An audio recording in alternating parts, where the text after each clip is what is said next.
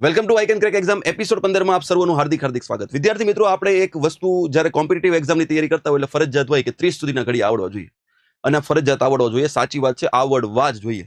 પણ નથી આવડતા તો, નથી યાદ રહેતા તો, સમય નથી તો વિદ્યાર્થી મિત્રો આપણે શું કરતા હોઈએ તો કે વધી લેતા હોય. જેમ કે આમ કર્યું હોય કે 63 ગુણ્યા 9, 63 ગુણ્યા 9 તમને આવું પૂછવું હોય તો કે 9 તેરી 27 નો સાતરો કરીએ, વધી 2 કરીએ, 9 છક 54 ને 2 56. આ જ કરીએ છીએ આપણે, બરાબર. 63 9 કીધું હોય તો. પણ આ વસ્તુને કંઈક અલગ પેટર્નથી, અલગ મેથડથી કરીએ ને તો આપણે આ ગણવાની એની હાટુથી 1-2 સેકન્ડ જાય એવી જરૂર ન પડે. એટલે એવી કંઈક નવી મેથડથી કરવી છે. કરવાનું આ જ છે, પણ અલગ પેટર્નથી કરવાનું છે. અને એ અલગ પેટર્નથી કરશું એટલે 1 થી 100 ના ઘડિયા તમને પૂછાશે તો તમે ફટાફટ લગભગ હું માનું છું ત્યાં સુધી પેનનો ઉપયોગ કર્યા વગર 3 સેકન્ડની અંદર કરી દેશો. ગમે એ પલાખું પૂછે તમને, ગમે એ પૂછે આવડશે. પણ એની શરૂઆત કરીએ એની પહેલા એક નાની એમથી મસ્ત મજાની માહિતી આપી દઉં. આઈ કેન ક્રેક એક્ઝામ 3 દિવસ ઓફર આપી રહ્યું છે. અને આ ઓફરની અંદર એવું છે, હોળી ધૂળેટી માટેની ઓફર છે. સોમ, મંગળ ને બુધ.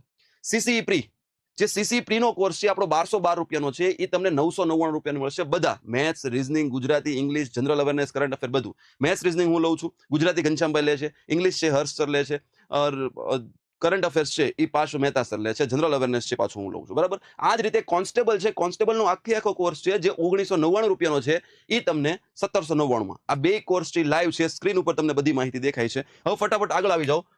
આગળ વધી અને આપણે આપણું કામ છે એ કરીએ. સમજી લો તમને 63 નો ઘડિયો પૂછ્યો છે, શું કરશો તમે? તો 63 નો ઘડિયો જ્યારે તમને કીધું હોય ત્યારે તમને 6 નો ઘડિયો અને 3 નો ઘડિયો આવડતો હોય. લખી નાખો.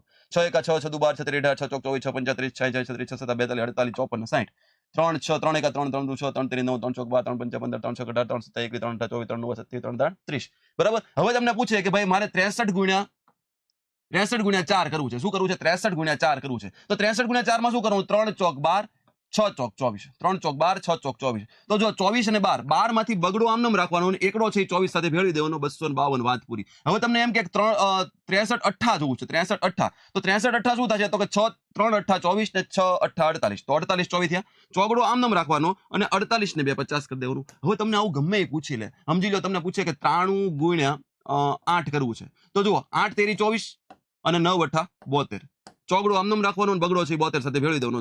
744. હજી એક તમને કહી દઈએ આપણે 96 ગુણ્યા 9 કે તમને 96 ગુણ્યા 9. તો જુઓ 9 6 54 અને 9 9 81.